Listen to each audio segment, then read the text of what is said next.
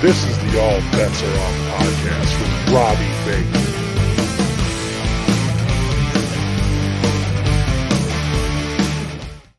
What's up, rock soldiers? Welcome back to the All Bets Are Off podcast. I'm your host, Robby Vegas. I'm going to let you guys go around the horn and introduce yourselves because you've all been here before. Yeah, I guess I'll go first since I'm here the most. It's your boy, Chazz. What's going on, guys?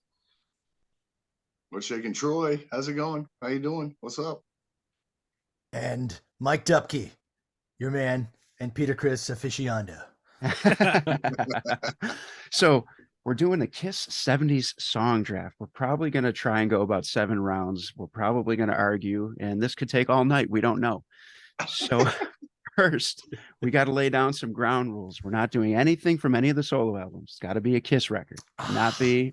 I see, because he was going to pick all the Peter Chris songs on the solo album. Well, we should have called him when we did the solo albums draft with what did we do? Who did we do that with? Joe Polo from Podcast Rock City, right? We did.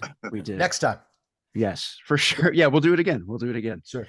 And I think the other rule that we're going to have is you have to at least have a song from every member. Can't just do, all Gene I can't Paul. just do 7 Paul songs. We get it. So everybody has to have some representation in here. And once a song is drafted, it's gone. You cannot pick the live version of the same song. Yeah, no live cuts. I was going to say you could do side 2 of side 4 of Alive 2, but no, you can't pick Rock and Roll Night Alive. Yeah. So, because you guys are going to try and cheat and shit. So, Robby, I still got to grab a pen, so keep rolling. Yeah, that's fine. Because is it that we're just presenting like what a favorite? Are you gonna go by member and each one we all pick a favorite song from that member? Is that the idea?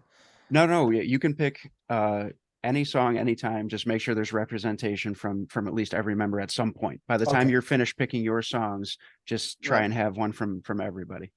Okay. So this is how we're gonna do this here. So I got these cards, right? And you guys are gonna tell me which one you want, and that's how we're gonna know who goes when. I'm back. Were you guys all talking shit about me? Yeah, yes. I was letting them know that you're such a fuck. Excellent. All right. So who wants to pick first? Mikey, why don't you pick first, buddy? Sure. Okay. I'll take let's see. I'll go with that one. This Yeah. one. Sure. Why not? All right. You're going third. Why is that third? Because it says number 3. Because it says 3. Oh, okay. Gotcha. So They're Mike playing was cards, 3. man. All right, Troy, you're up. I'll take that one. This one here? The one in the middle. One in the middle. Yeah. Oh, you're going second. All right. What I tell you before, Troy, I always pick first. I'm telling you, brother. All right. Chazz, you're up then. Let's see. Robby, go with the one closest to your mouth. I can't do that. So that'd be, I guess, yes, that one. All right. You're going first. God damn. He ain't lying. He ain't lying. Guess I'm last. All right. And we're in different locations, folks. So it just works out that way. We're all in the same room with a different background. We're sitting at I could reach over and you'll see my hand touch Mike's head. Everyone has bats in the background. Yeah. Keep your hands to yourself, Robby. I'll do my best. All right. So the quick recap is, just before we break into it, is you have to draft, one song from all 4 singers, and then nothing on the solo albums or live cuts, right? So I mean, if you pick a live cut, I don't mind, but then that song is just off completely. That's fine if you want to pick do the that. studio version after that. It's gone completely. Basically, Mike when you can't draft do Rock the and Roll song, Night, and Troy can't do Rock and Roll Night live. That doesn't fly. Fair enough. All right. Okay. Well, I guess I'm going to start it off then. First overall pick. This is a tough one. This means a lot, but this knocks out one of the guys right off the list, and I'm going to take Black Diamond. We're starting with Black Diamond is my number 1 pick. Got my Peter Chris song. One of the reasons I fell in love with Kiss. A live staple. You get the Paul and Peter / Eric connection on the song, and great guitar solo, great drumming. I don't know if it's my favorite Kiss song, but it's definitely in the top 3. So that's going on my list. Right, good, and it's off the first one. That's fucking a killer pick. Hell yeah, I thank agree. you. I actually wrote that down to be my first one, so you can go fuck yourself. Yeah, got him. Got him. And I'm still at the end of the line. Oh, Mike, you weren't here when we explained that it goes 1, 2, 3. The fourth person picks twice, and then it goes back up 3, 2, 1. That guy picks twice and back down. So Gotcha. Yeah, Okay. it's your Sounds standard good. fantasy football kind of draft. So And so once someone names a song, that song cannot be named again. Is that Yes. correct? gone. Correct. It's on my team. Sucks to be you guys. well, Troy's up next, man. All right, so I'm gonna follow suit with a Peter Criss, and let's do a Get Away. Oh, Nice. Goes for Two- the deep cuts. 2 Peter Criss songs to start. Look at that. Well, you know, well, you can kind of get that because I'm like, oh fuck, what a name 5 Peter Criss songs. Fuck, I got this. Hold on, let me think about it. But Get Away, that's just always been a rocking fucking song, man. Very, very underrated. Very Yeah, I much agree. so. And that's usually what I like about a lot of the Kiss stuff is some of the shit that's not the mainstream. Of course, I love everything that's mainstreamed on it, but some of the other things I think people don't even fucking know what they are, and it's like, you really haven't heard this fucking song, man? Right, exactly. Right. And that's showing right away. Like, of course, Black Diamond necessarily isn't a deep cut. Getaway is. It shows that you do know your Kiss. You're not drafting. I don't know if anyone will, but shout it out loud or something like that right off the cuff, Yeah. right? So that's so. Do you have a favorite member of the original 4? Yeah, it's got to be Gene Simmons. I mean, he was that's, you know, as a kid looking up and go, oh shit, what is it? Who's the demon? Now I don't know what the hell that says about me as a child. And I'm all, look at the dude with the blood and the fire. Yeah. I like that. And you absolutely love his solo album, right? You know, radioactive and shit like that. I like that shit, you know, but All right. again, I grew up listening to it, you know, and I was always kind of a Gene dude. All You right. know, and luckily enough, I've met him a couple of times, and he didn't crush my soul. He was very nice to me both times. So I mean, and Excellent, the fact that you love Gene and you were like, what does that say about me as a kid? And now you play in Wednesday 13. I think you stayed on par. right? That's right. you know, I kind of think it kind of progressed that way. It's like, ooh, makeup, yeah, fuck yeah, all right, Yeah, right. Awesome. All right, Mike. They're trying to take all the Peter Criss stuff away from you. No, So you can't take my Peter Criss stuff away from me. Although my first, I guess I was going to go way out in left field and start with a completely unorthodox Ace track, but it's one that I absolutely love. And that is Torpedo Girl off of Unmasked. It's so wacky. The bass line does not sound like something that Gene Simmons would play, and it starts off with that kind of funky beat and funky bass line. Anton Fig on drums here, not Peter Criss, but it could have easily fallen into that like kind of pop trap, but the song is just so funny and fun, and still has you kind of, you know, banging your head and singing along by the end of it. That it's never been one that I skip. It's always that's always been a favorite track of mine. but I got to call foul on that because we're doing 70s Kiss and you just picked a song from That's 1980. Yeah.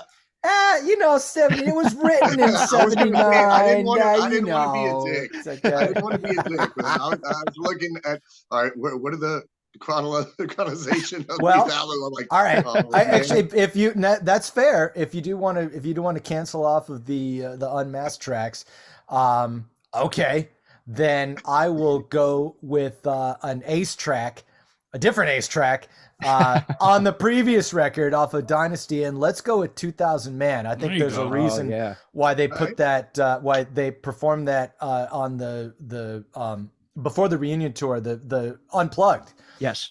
ceremony. That even though it is a Rolling Stones song, I think they did it justice and made it sound a million times better. No disrespect, Mick and Keith, but A million that's- times better. million Oh, times yeah. better. It's like they really made it their own. And it was also a nice follow up or doing as the second track of the record, you know, follow I Was Made for Loving You. I think they had to fire it back with, no, this is not a complete disco record. There's still, you know, straight up rock and roll going on here. So Yeah. hats off to that one as well. That's a good pick. Would you say it was 2,000 million times better? Yeah, yes. I would. I would, yes. 100%. I guess I'm up for 2, so I don't have to be as careful at the moment. But I think I'm gonna kick it off with well, baby, I could use a meal because I'm going with Room Service for my Okay. first one. Good one, man. All right. Good one. Oh, I Off my absolutely love list. this song. Off my list, man. Really? Oh, hell yes. All right. I snaked one. But you know what? Room Service, I think, is, I mean, maybe not for Kiss fans like us, but it's super underrated. I feel Yeah. like it's not Mhm. talked about enough. That is such a great song. That whole album is great. Dress to Kill may be my favorite 70s album. And just that song specifically just gets me every time. I can't say enough good things about it. No, Yeah, that room whole album, service. Hell yeah. that Yeah. whole I'm album assuming- is just a killer album. I'm assuming you have when they put out that compilation not long after the reunion tour started called "You Wanted the Best, You Got the Best," and that they did a live version. I don't think it was. They said it was like an old. Oh, we found this live tape, but I think like they just recut it. But still, that version is really cool. It sounds really good. Yeah, absolutely. I 100% agree with that. But since I get 2, I'm gonna go with a really common one, but I can't help but just dig this tune, and it's gonna be Hotter Than Hell. Oh, okay. All right. Yeah. Yeah. I really love Hotter Than Hell, no matter how many times I hear it. I know as Kiss fans, we tend to like start to stray towards the deep cuts because everybody knows all the other songs. Yep. But Right. man, Hotter Than Hell is just, it can't, I know why they named the record after that tune. It's just that fucking good. Well, that's a killer song. You can't go wrong with that, man. And I don't think it's that prevalent. They don't really play it that much, if at all, anymore, right? Once in a while, I think. Yeah, Once in a maybe you're once in a right. blue. Yeah. Maybe you're right. Maybe you're right. Yeah. So I think that's a good one. I think that's got a like killer guitar solo. The Okay, only yeah. the only bad thing about Hotter Than Hell albums is it's just recorded very muddy, and it just it just sucks in that aspect. You know, that's Right. all. And it just if it was recorded like Dress to Kill was, it'd be like a top album. But Oh, for sure. Right. it's just too Well, muddy. that was there. Wasn't there that was like, well, shit. Nobody really got onto the self-titled album, so let's fucking throw out another one real fucking quick. Yeah, Let's pretty see much. if it fucking latches on. Yeah, pretty much. I mean, they knocked it out of the park as far as the songs that are on it. It's just, it is very, very muddy. Production values. Yeah. Yeah. And Who as a needs kid, them? I made the mistake of hearing like the first big Kiss thing I had was aside from Destroyer was Alive. And Mhm. so once I heard the original first 3 records after hearing Alive and, Cold Gin, the album version, is like, da, da, da, da, da, da. And I'm like, no, pick it up. Like, come on, guys. Let's do how it's supposed to be done. Yeah. Yeah, I totally agree with that because I first thing I ever heard was Alive too. So going back and listening to even like Parasite, I'm like, oh, I like that better on this other one. Hey,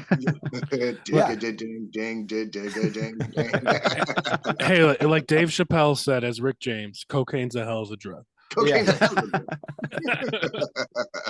Well, that brings us back to Mike. Yep. I'm going to go, since I used an ace track for those, I want to make sure I get all the representations out of the way. I'm going to go with one of my favorite Paul tracks that is on one of their biggest records, but don't hear a lot about, and that's Flamin' Youth. Oh. Track 1, Oh. side 2. Snaked me. Really, really love that song. I think just as much as, and I feel like I shouldn't even name like other songs that it's similar to because like you don't want to see if those get called out. But in terms of, to use one of the words that they use a lot, anthemic, sing along types. Not to mention the dynamics and the way it kind of epitomized Destroyer for me, because like, when the song comes way down, Flamin' Youth, and vocals get kind of low, it's like that pipe organ sound that you can hear that just added to the whole Bob Ezrin wall of sound and the kind of unorthodox instruments and approach they took on that record. Not to mention it's just a great song, and one of few times Kiss used odd time. Right, that one riff is in 7, and that's not something that you did a whole lot, but you don't really notice it because it's just a cool rock and roll riff that you bang your head to. I don't think I ever even realized that, and that's awesome to hear. That's cool. Well, What do you think, Mike? Was that a Peter Criss thing, or you think that sounds like it almost had to be a drummer timing thing? I would, for as much as I will always defend Peter Criss, I would bet he probably didn't have anything to do with it. And I don't think like they probably either counted it out. Like I don't think Paul probably came in and go, and this part's in 7. They just felt the riff, right, the way and where the downbeat was supposed to go. Yeah. Right. And I agree, because I even wrote a song in one of my old bands that ended up being 7 and 8, and I didn't even realize it until like a year later. I was like, really? Oh, damn! I guess I did. yeah. So that's how it just happens sometimes. So yeah, that's a and that is a lost track. Did they play that like 10 years ago on the Freedom to Rock tour? I think they did. I saw them on that tour, and they brought something back off of Destroyer, and I'm pretty sure they did Flaming Youth, and I got to see that. So I'm pretty sure. Yeah. All right, we're back to you, Troy. All right, I guess I'll take out Paul and let's do Firehouse. Yeah, leave your paws in your pants, bro. Don't take out Paul. Oh yeah. Okay, he said Firehouse. Sorry, I cut him off. Yes, great one. Great tune. I absolutely love that song. Yeah, I always remember listening to that as a kid and just kind of visualizing what the fuck was going on and the sirens and fucking. It just kind of built up a bigness. And so that's always kind of been one of my favorites to roll. So you're saying you love big Pauls? No, big balls. Big balls. Oh, I get it. He's an AC/DC guy too. Okay, I see. I did write that song down. It was on my list too. So you guys are stealing my shit pretty quickly here. I mean, we only got 7 rounds and like 7 albums, so we got all day here, man. We'll see. I think I've only picked Paul actually, so I guess I'm the one that likes big Pauls. No, I think I'm the big Paul fan here. Speaking of big Pauls, I'm gonna go with one of Paul Stanley's, like similar to Black Diamond, the way it starts off like slow and just kind of punches you in the face. And I'm gonna go with "I Want You." Oh, it's a good one. So we're getting I Want You on the team, and that is just like, it's like I said, similar to Black Diamond, except Peter Criss doesn't stick his nose where it doesn't belong. Paul takes it and roll. And I love the Peter Criss. That's why that was my first one. But it's just like if to me it feels like Black Diamond 2.0, and that's like that's my favorite song. This is actually one of my second favorite songs. Both of these are in my top 5 to 10 of all time. But for you guys, I'm more in like the 80s kind of Kiss scene. So for these like ones to be up there, to me, means they're really awesome. Now, so that's the end of the first 2 rounds. So they're going pretty quick. So I'm going to start off the third round here. And here's my question to you. I don't know if I consider this a Gene song or a Paul song. I don't know whose it is. It's not what you're thinking, possibly. I'm going with, I think, is Ace Frehley's best guitar solo in the band. I'm going with Lover All I Can. Oh, interesting.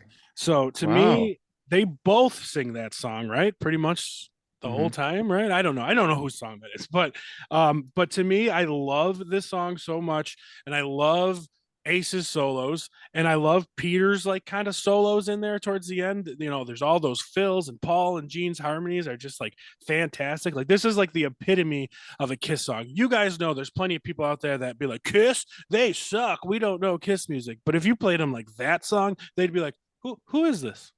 Who's that? What band is that? Yeah, exactly. That doesn't sound like I Was Made for Loving You. Right, exactly. Right. Or God Gave Rock and Roll to You. Exactly. So one of my favorites, highly underrated song. Agree. All right.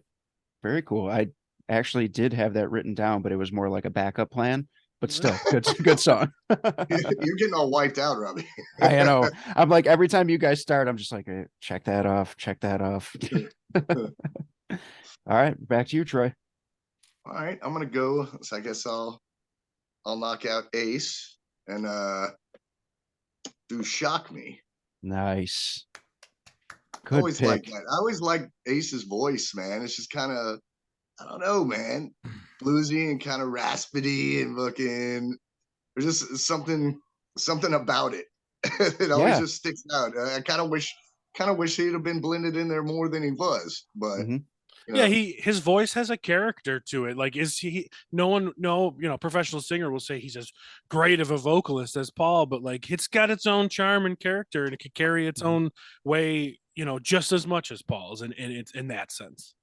Yeah. Sure, it's a lot of singers are like that though. That's the uniqueness of their tonality and how they phrase and do shit. Now there's just something kind of, I guess, for lack of a better word, a little bit drunken about Ace and his swagger Yeah. when he sings. Yeah. Well always been picked a word. Yeah. Hey man, he listens to the show. Chill out. That's awesome, Ace. I love you. You're an idol. I think that's something else that put them closer to the realm of bands like the Beatles and Queen too. Is like just Ace, like being the last member that we hadn't heard of yet singing. It's like gives it like just another. I'm fighting for words here, but like just another different chapter that you can have. Oh, that's an Ace song. That's a Gene song. That's a Peter song. And in the same way that you could do, John, Paul, George, and Ringo, and it was another huge step for them that just made them. It's like, oh no, we've got 4 guys who can all sing lead comfortably, and with their own identity doing so. It's like it's great. Gotta love that. And intentionally done. Like that was Paul's thing. Like I want that Beatles magic. You know what I mean? And they did a great job of making sure they had it. Absolutely. Yeah. So. And Ace learned how to sing back when he was a plumber. So I got some pipes backstage. I bet you do. Tell me about it. Tell me about That's still man. That's still one of the greatest things that's ever been on TV too. It's like, oh god, absolutely. Oh, man. Anybody who's not like a giant Kiss fan that's listening to this right now is going, fucking plumber. What the fuck are you talking about? Look it up, folks. Look it up. Yeah. He plays the trout. The trout player. YouTube is a beautiful thing. Look it up. All right, Mike, what do you got? Okay. I was worried when he was talking about, I didn't know if this was a Paul song or a Gene song, because if that, I was like, don't say it, because I was really excited for my next pick, as it could also be, could qualify as that. But a track off the first record, I'm going to go with Let Me Know. Oh, nice. In which they share vocals.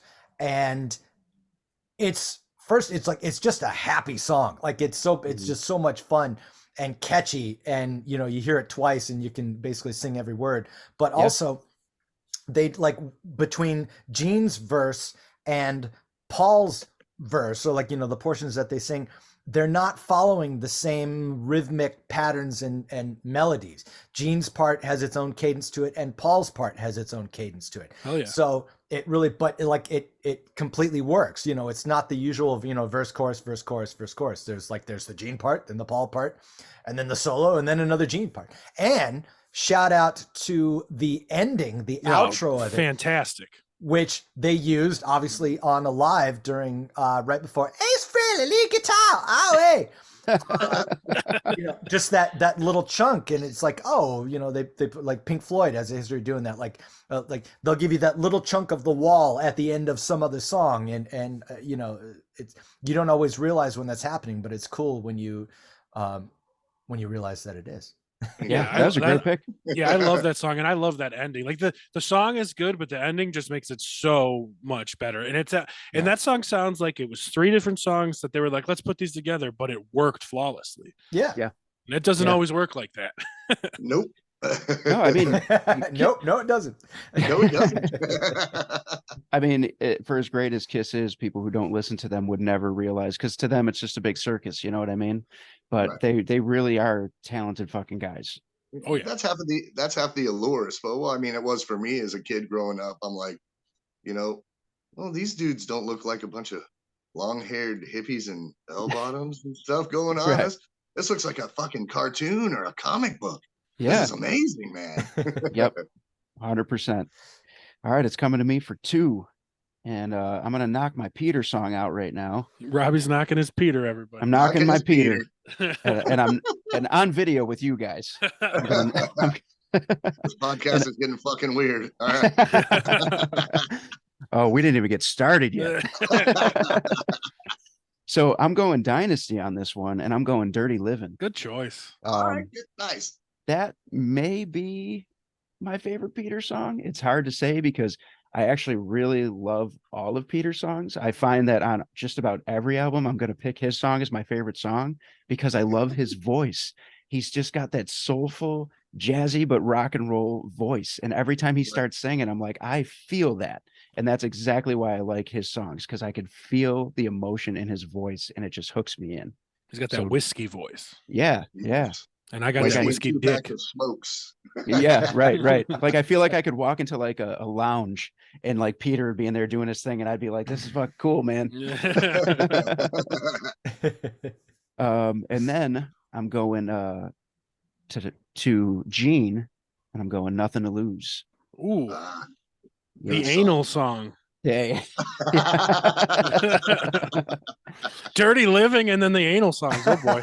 Well, I told you I was gonna knock my Peter out, and then we went to the anal song. So anal song. You got I'm gonna have to put an extra explicit next to this episode, by the way. Warning. Filthy minds. We got big Pauls, we're knocking Peters, we got all kinds of stuff going on. But yeah, that's a song though that like the earliest recordings to like the remasters to like anytime you hear like Nothing to Lose, it's always just like, oh man, you almost forget how much you like it until you hear it again. And then it's like, oh my God, yeah, that's right. Like I dig this song so much. And then you kind of forget about it again until you hear it. And then you're like, oh, I keep forgetting. I love this song. It's just one of those, And Ace's solo in there is just fucking killer and just so smooth, man. Yeah. And just screaming. Nice little things, and it's just like, yeah, man. Ace just has that distinct sound. And as much as we could talk about all the guitarists that Kiss has had, and like, I love me some Bruce Kulick, man, but there's just something magical about the original four and about Ace. There is. He just had a I don't know if it's the way he bent his strings or just his feel. It was just, it's like you said, it's unmistakable if you hear it. Oh, it's fucking Ace Frehley. Well, I always compared Ace, the 80s version of Ace, to me was CC DeVille. These guys were like sloppy compared to all the other guys that were like the greatest of the generation. They were sloppy. They were in huge bands. They had this confidence about their sloppiness, and it didn't fucking matter. Right. And they brought it. So like those two are always in that boat for me. Yeah, no, I agree. Nice. I'm going to steal Troy's word here. It's a drunken way to do solos. He gets that rock thing going on, and like he's just in the zone, and you're like, I don't know what he's doing, but it's working. He's busting out, if you fuck up once, you fuck up twice, it's jazz. So just keep going. Fucking whatever. I love it. My favorite expression of that was turn a wince into a smile. Yeah. Oh, I like that. I like that. I like that a lot. Nice. All right, we're back to Mike now. Okay. I'm going to take care of my Peter obligation then. And also for vocals, but for a different reason, I'm going to go with Baby Driver off of Rock and Roll Over. Okay. And the reason I picked that is because I think that is far and away his most vicious vocal performance. The way like he screams and he really belts it out on that one more so than any other track for my money. Save maybe the very end of like Black Diamond, but still like just consistently all the way through, he's just kicking it out the whole way through. And the song is it's kind of weird, but like his vocal performance and that being the only he's got one other one on Rock and Roll Over to be named later, but that obviously not nearly as vicious, and it shows that he could be. He had the soft side as well, which was obviously very successful for them. But also, it's like you hear Baby Driver, and like Pete just sounds like he's, he's making you hurt when he's singing that vocal track, and that's why I always love that one. It's super driving song too. It's just a go. Yeah, I see what you did there. Yeah, you said no pun intended. Shit, I think.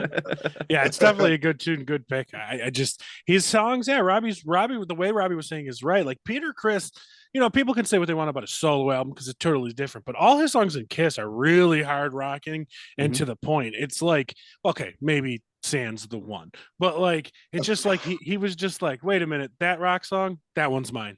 Like that one to me. It worked out great. Well, to be honest, when I was saying it may be Dirty Living, maybe my favorite Peter song, my runner-up would have been Baby Driver. So Right. Yeah. All right, Troy, what do you got? You gonna knock your Peter around too?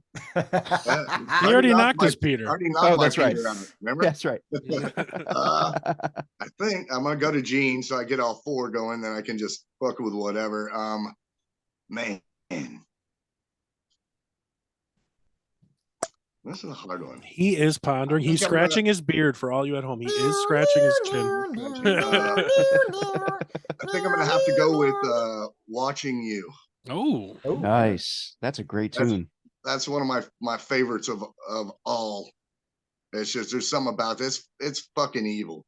It's just an evil, dark kind of groove, and it's like I've always just totally fell in love with that song first time I heard it. It's an early heavy metal song for sure.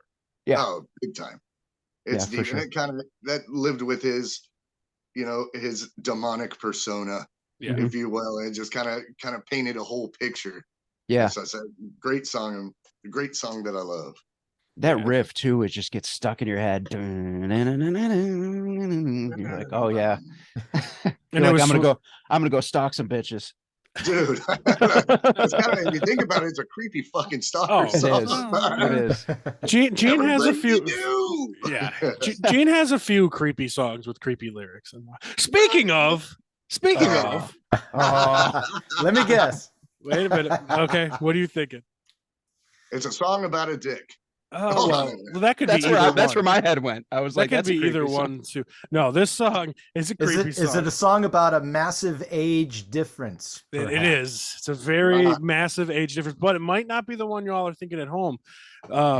We are going to go with, from the Muddy album, we're going to go with Going Blind. Oh, I had that. Bitch, you bitch. This is I guess officially my Gene track, because who knows what Lover All I Can is. But it's just, yes, there's the line that creeps everybody out. But whatever. But the song is incredible. He's got a lot of songs like that now that I think about it. Yeah, he does. But the song is incredible. I love the chord progressions in it. I love his bass line in it. And as like muddy as the album version sounds, the acoustic version on Unplugged just gave it all new life. And like Kiss's MTV Unplugged is one of my favorite, if not my favorite, live albums of all time from anybody. So like, pretty much that's hanging on for me too. But like I do like the studio version a lot too. So like I think that might be my favorite Gene song. So I'm definitely going with Going Blind. That's an awesome song. I love the when the Melvins covered it. I just thought that was dope and did that fucking justice. They did, I popped that on. I was like, "Fuck off!" All right, badass, good job, man. Yeah, because I'm also a horrible Melvins fan. So, well, Robby and I, we broke down like the top 50 grunge albums from something, and that stuck out to us because that album was on there. And when we heard Going Blind, we're like, "Oh shit, we never knew this existed." So that was really cool. Right. I remember that. Yeah, and there's a charm to that song, and obviously the age gap, whatever, but like, now that I think about it, Gene always had songs with big age gaps. Where I'm not saying that we should cancel Gene. I'm just saying things were different then. Well, even in Domino, he never says anything. He says, if she ain't old enough to vote. It just says if. Yeah. If. That's all. It was just if. He's just wondering. Yeah. You're just asking questions. You're just asking questions. Yeah. He was going to say, give me your ID. Yeah. He said, you could, if you're old enough to vote, it could be problems. Give me your ID. That's all. So he's good. He's fine. He's good. So I'm going to go and get my ace on as well. I'm going to be an ace hat, if you will. And I'm going to go with Hard Times. Oh, good tune. Yeah, that's probably the heaviest song on Dynasty. the most rocking, like straightforward song. Just even like Maybe. that riff in the chorus is just it's simple, but it's just heavy and driving, and he just sings along to it. And I just love that song. It would have been, even though you guys took a little more of the popular ones, it would have been my first Ace song off the block. So I'm happy to get it added to my squad. All right.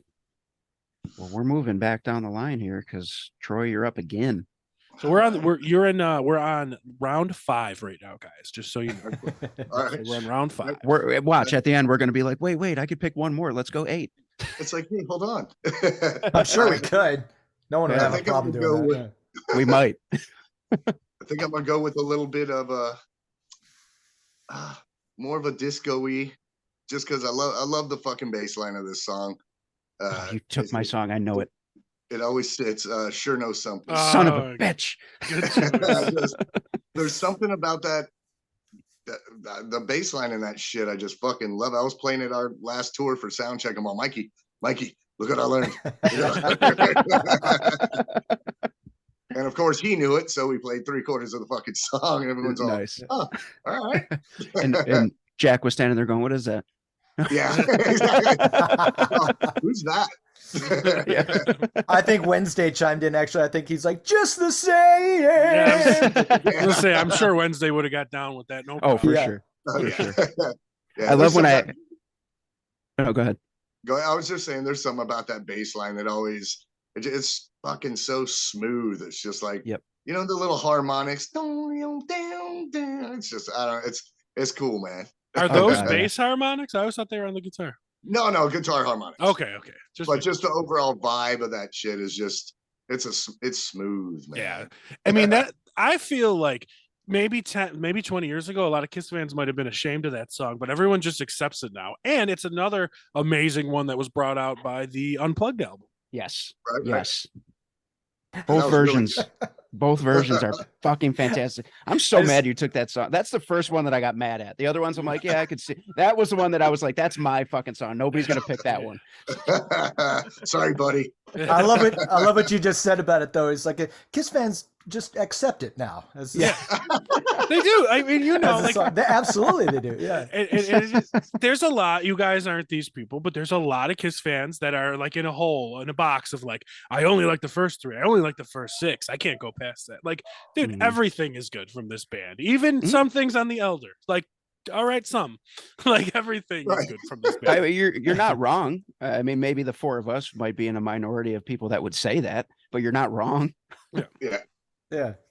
That's what I still, the first, unfortunately, first Kiss concert I went to, but fortunately still was like Animalize. And that was still fucking killer. That was It that was- was the I'm on Cocaine tour. I've seen the live DVD cut where everything is like 10. It's like a Ramones concert, Bro, Dude. it was the 80s. Every tour was a cocaine tour. dude. Fucking- Like that It was in their Animalized contract. live uncut. Oh my god, Eric Carr was insane. on that. It was in their riders. I need M&Ms, cocaine, Gatorade. a Porsche and 17 girls. Okay, thank you. Yeah. And Gene was like, are they old enough to vote? That is my only question. Yes, Gene, as far as you know. Yes. Yeah, right. As far as you know. All right, Mike, save us from this madness. Oh, no promises. Because actually, since I technically haven't covered a Gene song yet, I got to go with another one because of the bass line. And what really did it for me was reading an article in a bass magazine that a buddy of mine had laying around.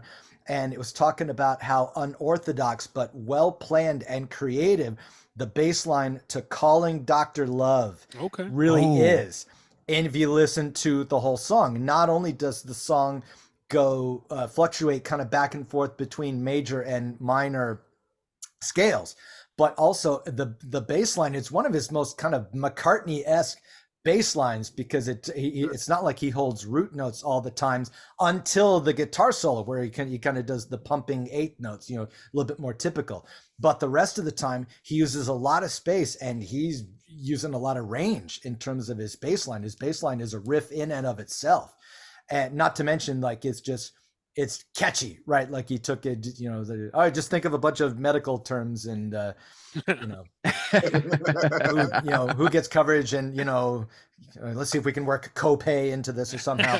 But I just always love that tune. It's just and also a shout out, because in terms of remakes, I might be the only person I know of that loves the version by Shandy's Addiction on the Kiss My Ass solo record, because you've got Maynard from Tool, you've got Tom Morello and Brad Wilk from Rage Against the Machine, and you've got Billy Gould on bass from Faith No More and it sounds exactly like you think all of those bands are going to sound like put together. Very true. And it's so weird version, but I love it. I can't get enough of that version, but the original stands on its own. So that's my Gene pick. That cover is a cool cover. And then you're like the first one to actually like talk about how like Gene Simmons is a very underrated bass player. Everyone thinks of just the tongue and all that stuff. He is so underrated, and it's sad.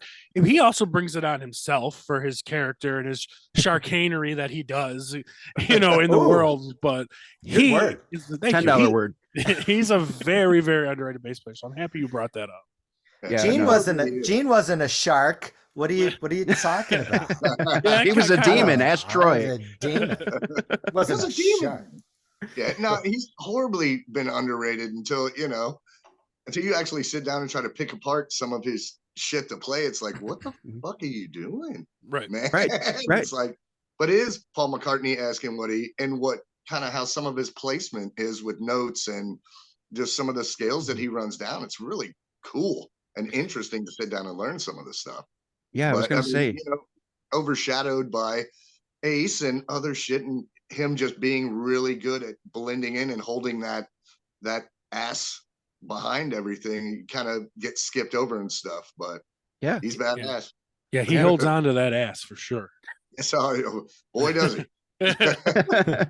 Yeah, I read his book. Yep. Yeah, and you can kind of tell he was heavily influenced by McCartney too, if you really listen. Yep. Yeah. I mean, you would know.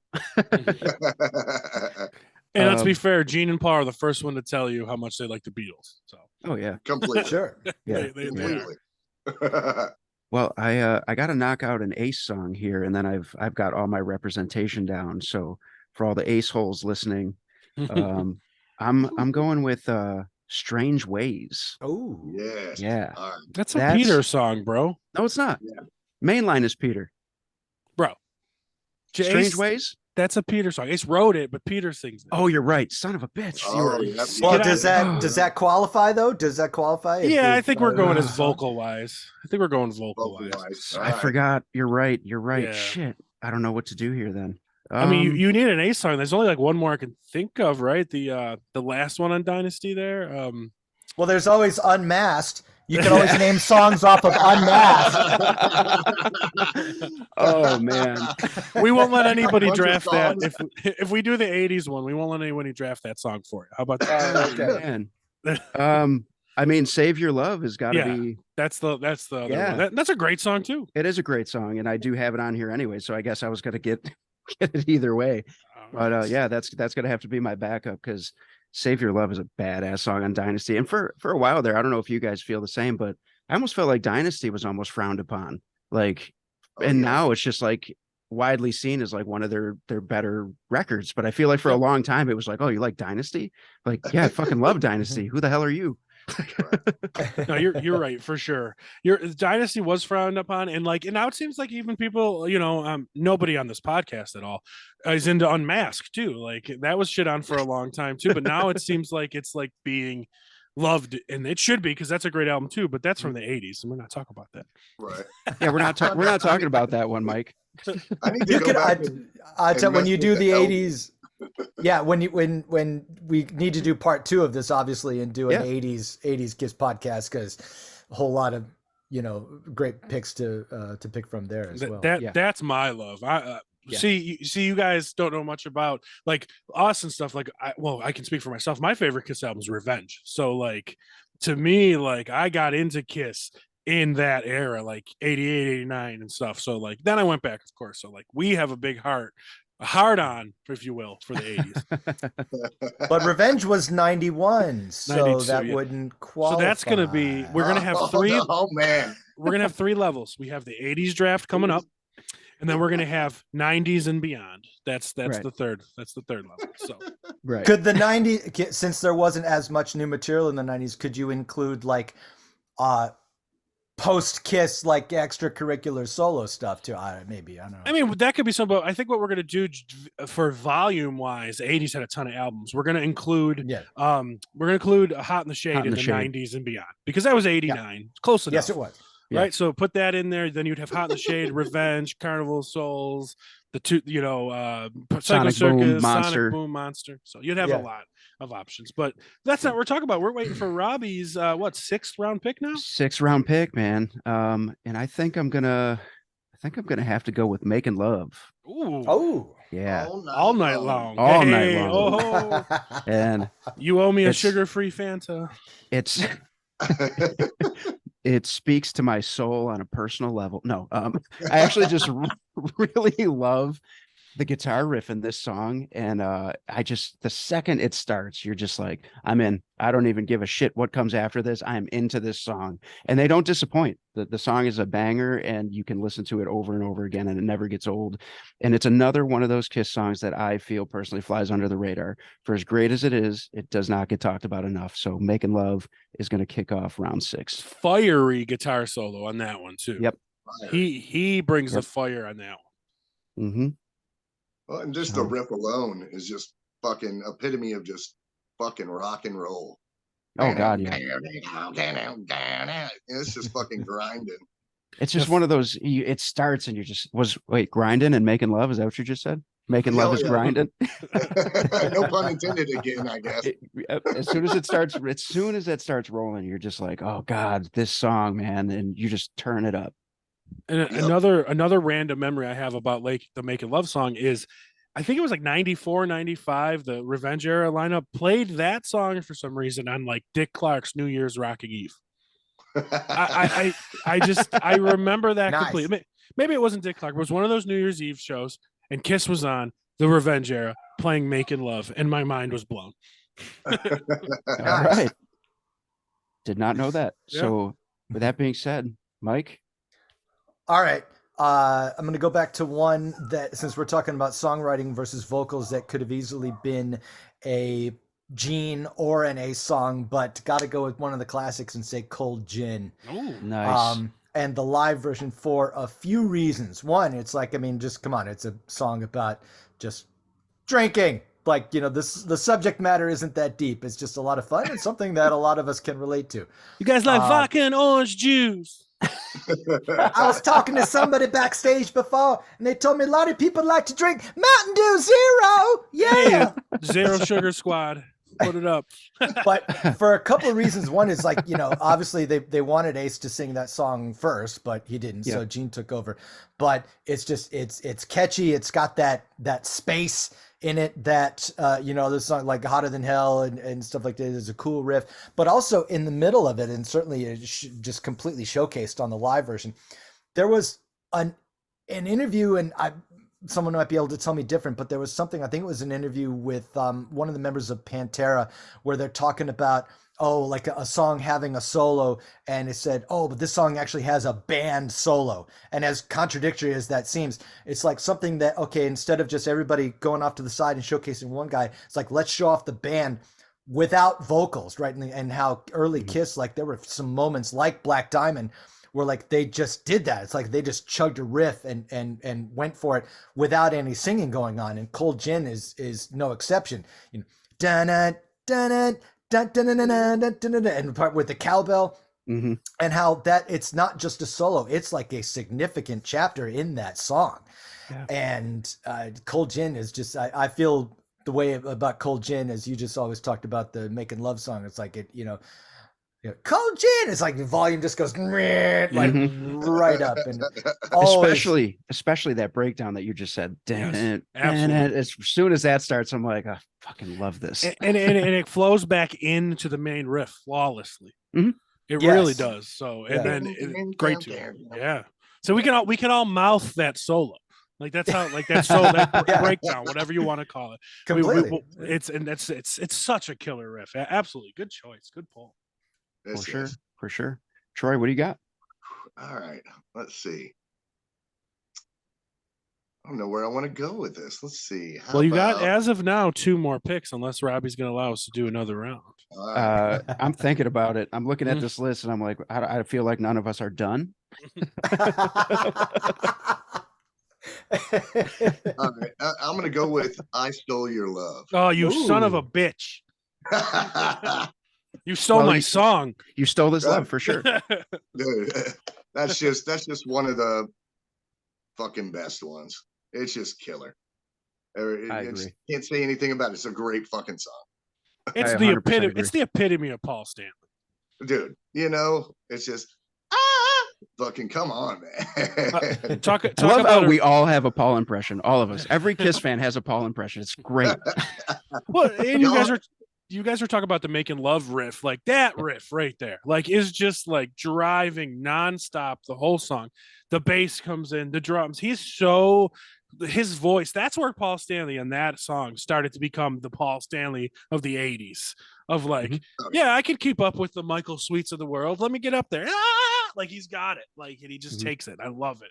Oh, and Power. He was in the fucking just prime of his vocal power.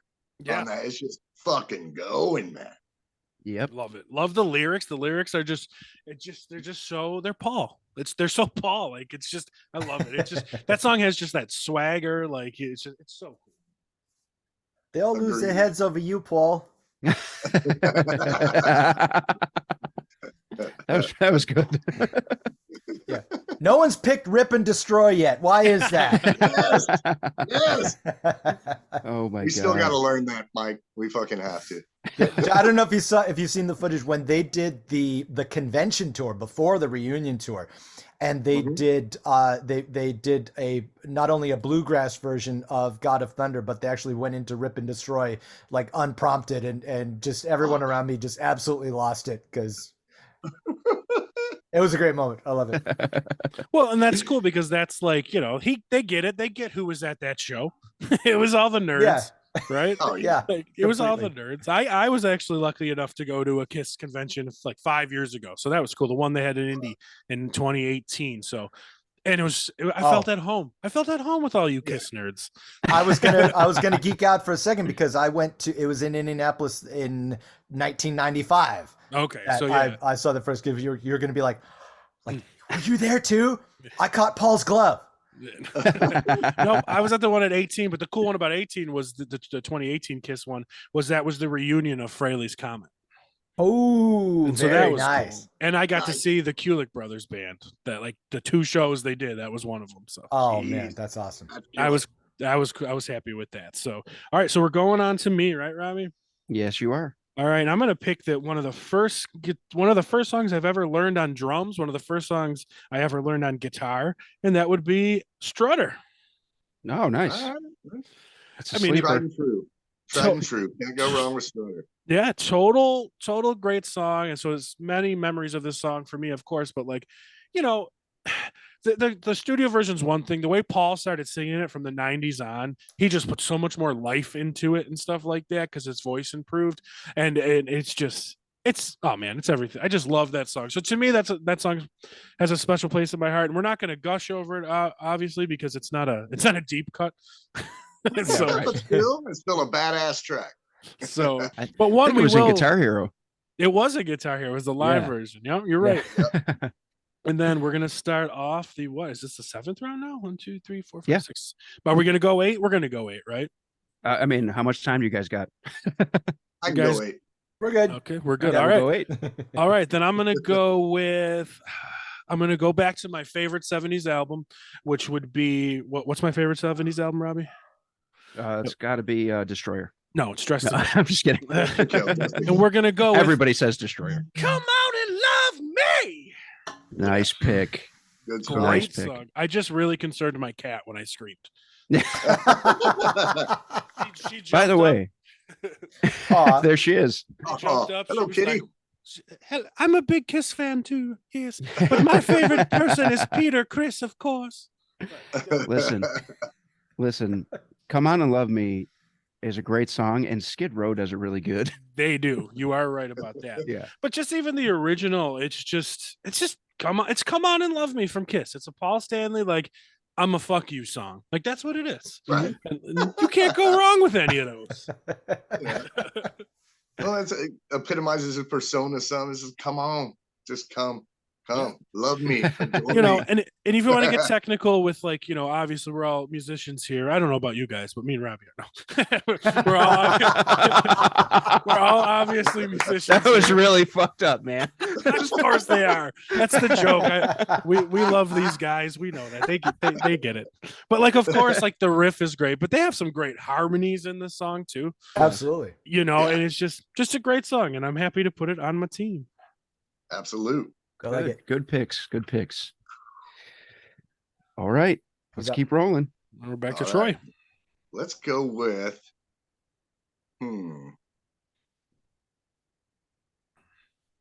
He is stroking the beard. Strange Ways. Okay. The one that Strange Robby Ways. tried to pick. Tried to pick it. I fucked it up. That's just a solid. There's just some. It's that guttural groove that it's got going on. Which I'm sorry, I couldn't hear the pick. What was your pick? Strange Ways. Oh, dude. Okay, gotcha. So That- it just chugs along. You know, It does. I just like it. It's a good goddamn song. Very heavy. Very heavy. Yeah, it seems like I've always leaned towards some of the heavier stuff. Yeah. It's almost like you have a certain style that you like, you know? I know. Like, That's kind well, of fucking strange. yeah. A little creepy, a little. I just you want to know. remind you that Troy has Sure North Something on his list. Oh, that's right. Yeah, well, so did I. Strange Ways is a very heavy song. It could almost be, you know, confused at that time for like a Sabbath song. It's just got such a good riff, a good heavy riff, and it's like I would put that in certainly for the 70s, like a top 3 heavy Kiss song. Yes.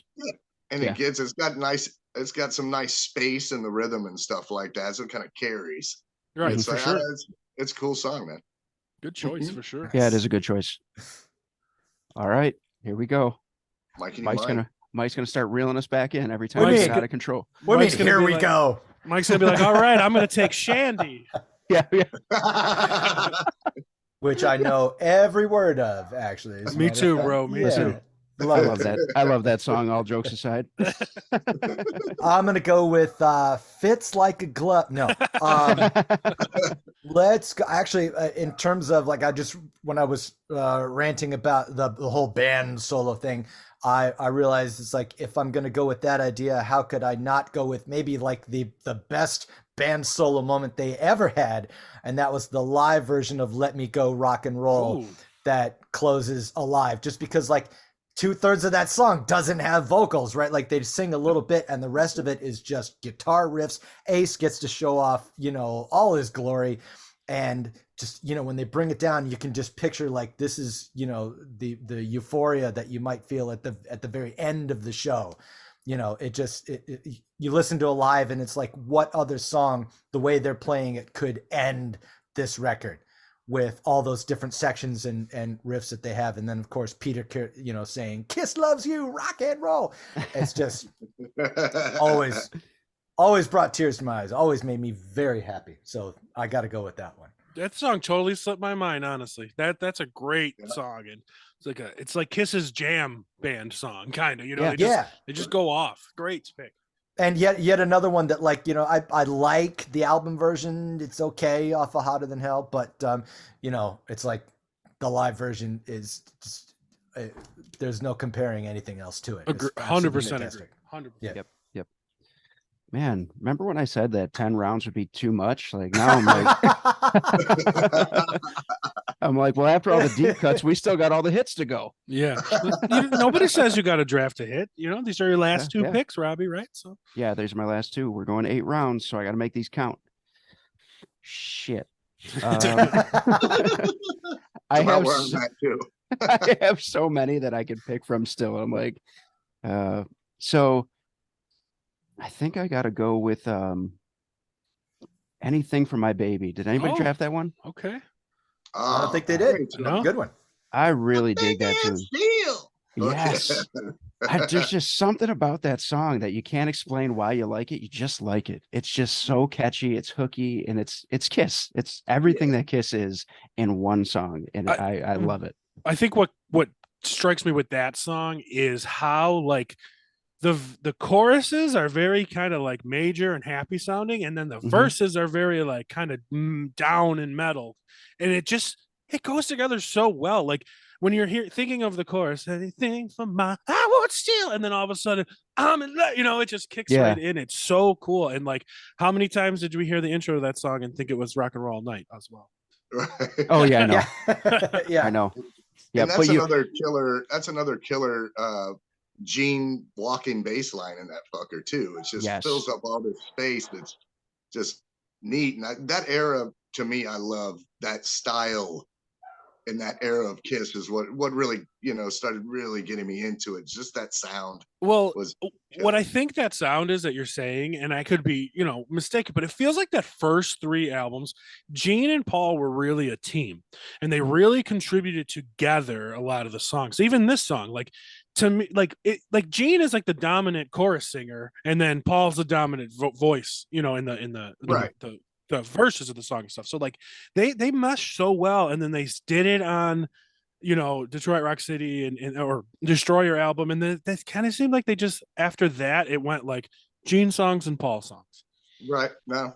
Yeah. They were more of a unit climbing up the hill at that point. Yep. Yes.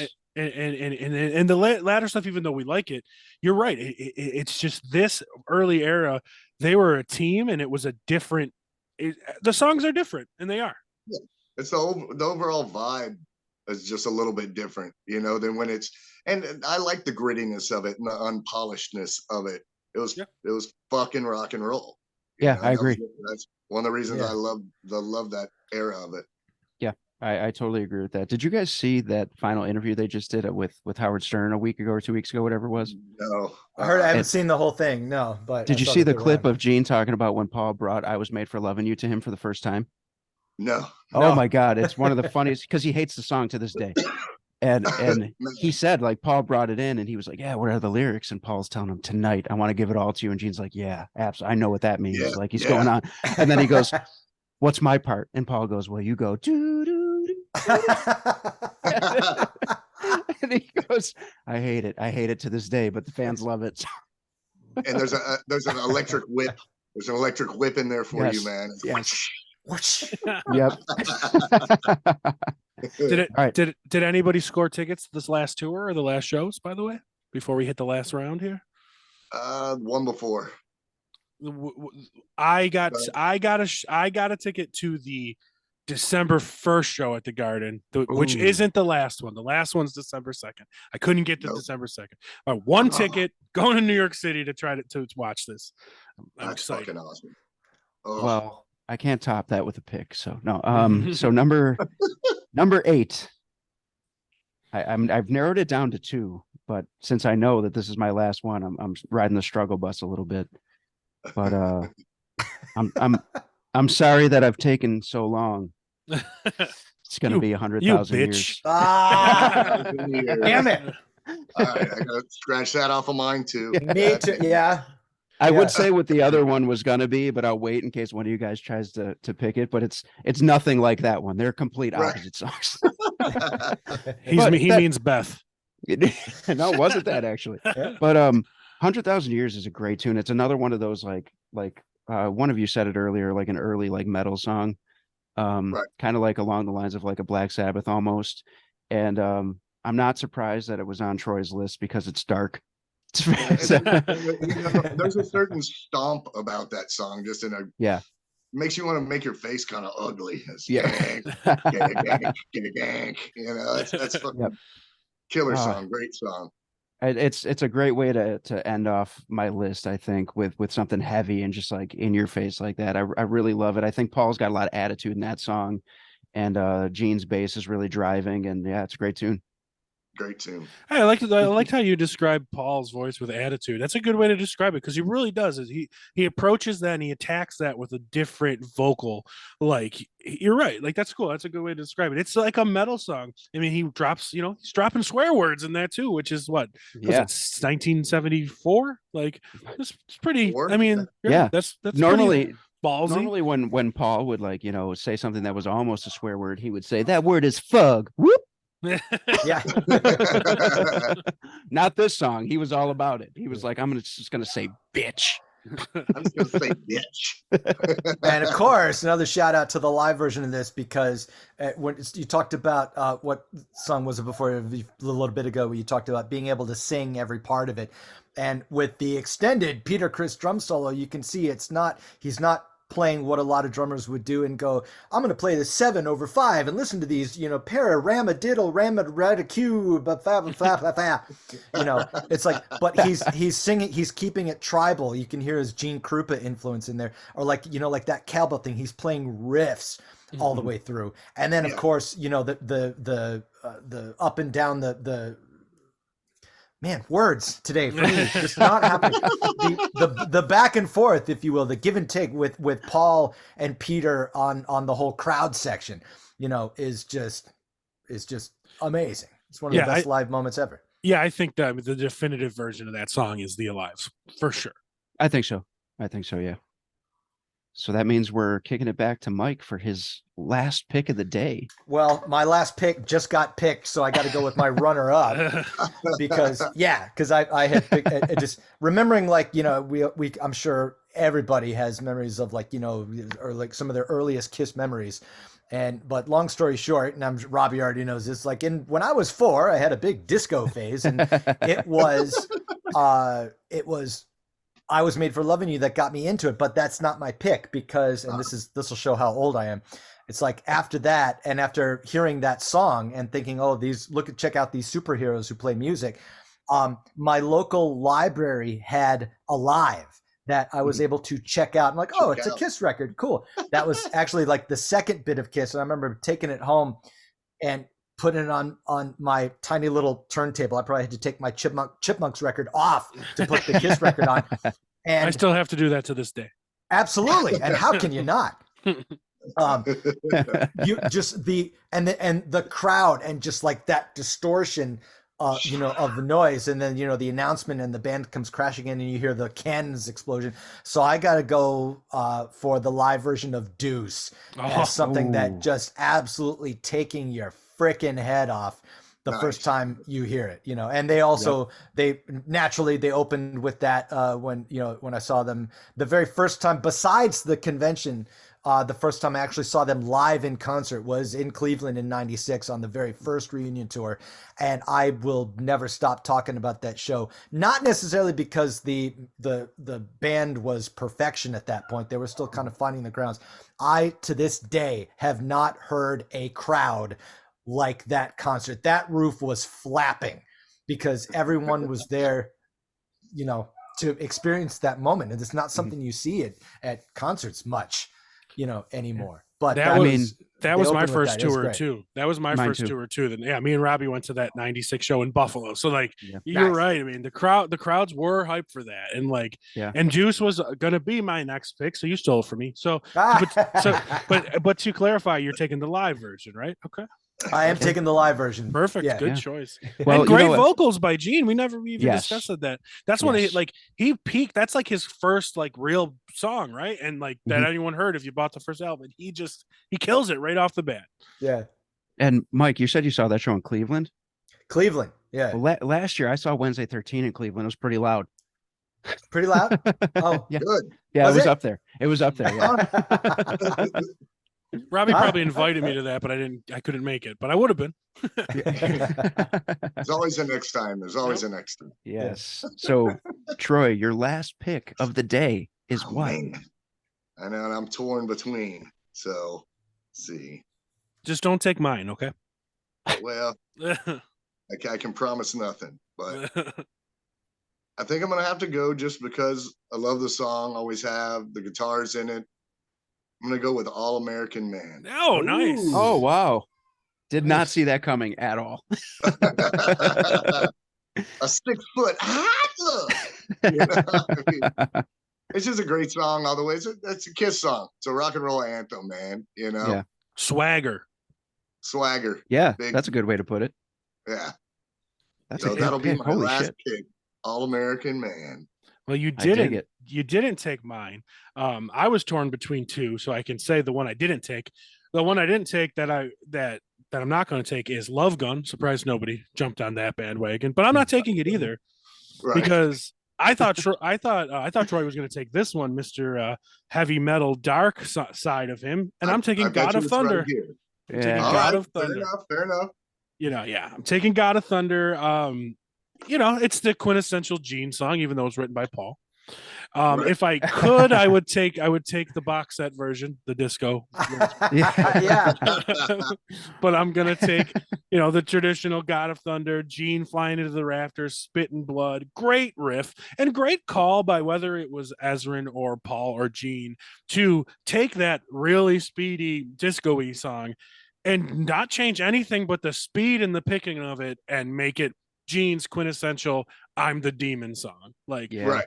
just perfect. And it's always a great moment in concert. But again, I've probably seen Kiss. This will probably be almost my 30th time coming up, and a little bored of it right now. We get a little, Of God of Thunder. yeah, like Yeah. bored of their set. To be honest, Well, you want to hear deeper Gene cuts at Yeah. some point, but God of Once- Thunder, like yeah. it set the tone for where Gene was going to go. Yeah. After he got God of Thunder, it was this is his direction, and you Right. maybe lost it a little bit there in the 80s, but he rebounded heavy on Revenge. there's no maybe. Dude, I'm being nice. They listen. There's no maybe. So yeah, God of Thunder. Once in a while, Gene would do like War Machine in that spot. But God Great of Thunder's, great song for sure. But God of Thunder, love it. It was one of the first songs me and Robby, when we were kids, learned together and played together too. So Aw. we have memories of that. So Yep, that's after Strutter.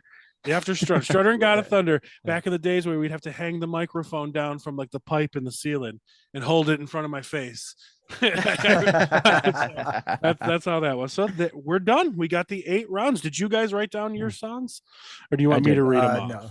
Okay. All right. Well, I'll clear out my list. My list is, we got first round, Black Diamond, I Want You, Lover All I Can, Going Blind, Hard Times, Strutter, Come On and Love Me, and God of Thunder. So pretty well rounded. I got all 4 people in there, so that Yeah, works. Troy, did you write down your list? I did not. Okay. So Troy's list is Beth, Son of a bitch. Beth, Hard Luck Woman, Main Line. Yeah.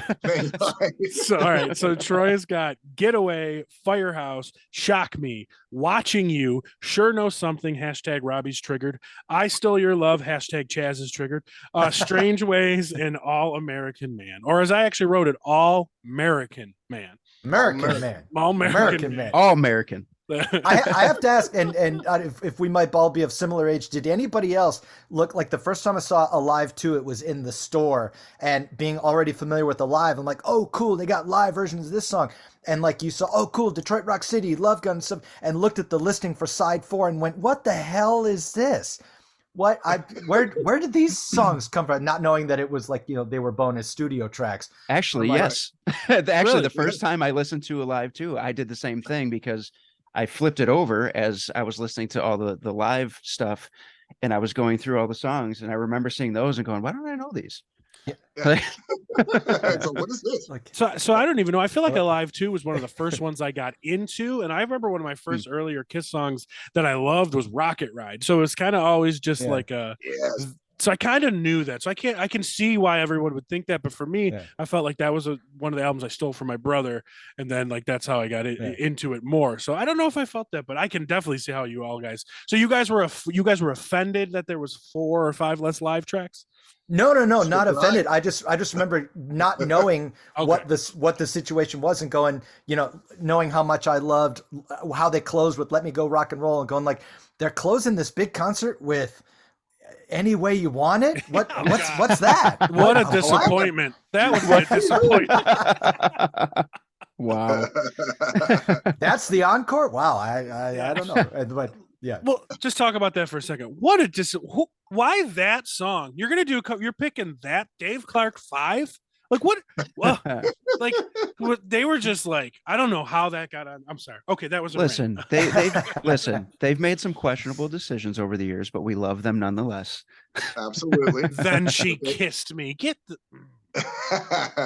I mean, if you think about it, it just made sense to give it a shot. Oh, because they say kiss. Okay, great. All right. Yeah, you know, All right, Mike. time, you know. Mike, you don't have the list, right? So okay. It was my understanding there would be no math I got you on this exam. So all right. yeah, sorry. All right. On this exam, yeah. So Mike's list, we got 2000 Man, Flaming Youth, Let Me Know, Baby Driver, Dr. Love, Cold Gin, the live version. Oh, actually, we have something here. We got Cold Gin, the live version, Let Me Go, the Alive version, and Deuce, the live version, right at the end. So you went heavy on the Alive. Yeah. I see a pattern. For sure. And Robby, do you have your list? I do have mine. They're sick of hearing me. Yeah. Well, it is my show. It is my show. So I went Room Service, Hotter Than Hell, Dirty Living, Nothing to Lose, Save Your Love, Making Love, Anything for My Baby, and 100,000 Years, which could have almost been Magic Touch. Oh, Yep. Ooh, Yeah. yes, good show. Yeah, Damn, those were my last two. Yeah, And I was that's a good one. going back and forth, and I was like, well, I feel like my list is very heavy on, touching women and shit. So I went with 100,000 Years. Well, let's be fair. Kiss's list on touching women is very heavy. Yeah, that's true. It's not your It's a fault. large list. So Robby, if you could steal one song from somebody who really snaked you, Troy snaked me. That was the big one for me. Would with sure Know know something. Yeah. All right. What about you, Mike? Did somebody really snake you on something? Robby, your pick was 100,000 Years, right? Yes. I think that was just as the big nod to Peter Criss, I would have said that definitely would have been mine. Okay. Sure. All I right. should have named it earlier. What about for you, Troy? Who'd you get snaked by? 100,000 Years as well. Okay. I was like, damn it, man. Robby, you're the best. Me and you are even. Fair enough. Well, no, Troy snaked the shit out of me with "I Stole Your Love." Like I should have, if I would have did a better drafting strategy as a professional GM of fantasy football teams, I would have taken "I Stole Your Love" instead of "Hard Times" because I could have got "Hard Times" later. But I messed up. That was on me. So thanks for the snake, Troy, bitch. I mean, I'm gonna throw this out to our listeners too, and I want to see who they think ended up with the best 8 songs, and we'll see who they roll with as their songs, the ones that they would rather listen to. So we'll see what happens with Right. Like if this was a playlist, which one would you guys put on the Right. most? I mean, obviously it's mine, but still, like to give the other guys a chance too. Well, since it's my show and I control all the social media, you guys will never really know that I didn't win because I'm just going to say that I did. Damn. And I'm going to make a fake poll and put it out there and say, see, I told you guys. You see? Yeah. You guys need to listen to me more when it comes to musical decisions. But Troy and Mike, I really appreciate you guys being here. Chaz, but you guys definitely thrilled with you guys being here. Absolutely, man. It's great. Twist my arms like, yeah, we'd like you to talk about Kiss for 80 minutes. Okay. Okay. That's it. Exactly. 80, that's all you got, 80 minutes? Because I could go for, another friggin' 4 hours with this stuff. I feel like you guys didn't even bat an eye. I could have easily said, we're going to do 12 songs a piece. And you both would have been like, great. Yep. Okay. and I got to say, I never met you guys before. I heard, when you were on Robby's podcast and whatnot, but you definitely fit. And then when I mentioned this to Robby, this idea about these drafts, as soon as I said it, he's like, boom, Troy and Mike, we got them. They're on. They're going to be on. He didn't even ask you yet. And he was like, they're going to be on. We'll do this. They're going to want to talk about Kiss. Don't worry. Yeah. Don't worry. And he's like, get a backup plan just in case they can't do it. I was like, no, they're doing it. Yeah, exactly. So it was a good call. Robby did something good. So I appreciate you guys. And, we are going to do the 80s and 90s one too. And we put some feelers out there, but you guys are definitely welcome to come back and do those. And we did ask Mitch LaFon to join us for the 80s one as well. Oh, nice. Yeah, so maybe if we have more bodies, we just have less picks. So Bro, it's the 80s. You don't need less picks. Let's go. I know. We could go 5, 6, 7 people. Get all of quarantine on here. Let's go. We got this. Let's get Wednesday. Let's get Jack. Well, Yes. Wait, hang on. Well, hang on. Well, You could do that. Have everybody, like the more bodies say, all right, pick your top 3, pick your absolute top 3 favorite 80s Kiss tunes. And that way you That's really true. got to think about it that time. Yeah, that That could is be true. fun. Yeah, we see how many people we can get on here. I'll shoot an email out to Wednesday. I don't know if Jack would be down with that. I don't think he's into Kiss like we are. I think the last time me and Troy not were so talking much. about him, he was kind of like, yeah, I like some stuff. Jack's the kind of guy that likes shouted out loud. yeah. Hey, nobody picked least that. he knows He would have some. been fine. Bro, nobody picked Detroit Rock City, by the way, or Rock and Roll All Night. No, Yeah. Well, I mean, to good be fair, songs, but exactly. Good songs, but all of us have heard those songs to death. yeah. So, but thank you guys for being here, and we will let you guys go now. And I'm sure you have important rock star things to do. So we will Yeah. catch you guys. Well, I'll be in touch with you both about the 80s draft and all that and when we're going to do Okay. it. But it's only going to Cool. be a couple weeks out. So we're going to do Sure. it again relatively quickly. So Yeah, we got to get Okay. them before their tour, right? Yeah. Yeah. Going to When the does- UK coming yeah, up. why don't you First- guys plug that and plug your social medias too for the people who didn't listen the first time, like the assholes that they are. Well, when do we go, Troy? I think the first UK date is about 2 April 6th. weeks or so, is April 6th. Yeah, I believe that's correct. You can go to officialwednesday13.com to find out. I invite anyone to check out MikeDupke.com. Own personal shameless plug there. And yeah. Well, that's good you did that because Robbie's a terrible host and didn't actually introduce you guys. I had them introduce themselves, and because I was pulling pens out of this. You're, Very he's nice. showing his butt right now, everybody. Yeah. Troy, plug your stuff, man. Right on. Yeah. Check me out on the social media, Troy D13, or you can check out my side project jewelry shit at Evil Bear Designs. And besides that, yeah, fucking A. And you guys are announcing some US dates soon or after you get back from the UK? Probably after we get back from the UK, from what I've heard, but it's in the works as we speak. Make sure you All right, guys cool. get out here to Buffalo again. I believe we are. Okay. Yeah. All right, 'Cause sweet. hey, if that's the case, we could do the second or third one maybe all together if we can I figure was- that out. Just There thinking we the go. same thing. Yeah. Right on, man. I'll bring the whole setup. We'll do it right on the bus. Fucking A. I All would right, guys. I would invite him to the restaurant. It would be fine. Or, yeah, my man here Deal. owns a restaurant, so Deal. yeah. So All right, got it. cool. All right, then you guys enjoy the rest of your day, and we will be in touch. sounds All right, good. thanks, y'all. Thanks, All right, guys. take care.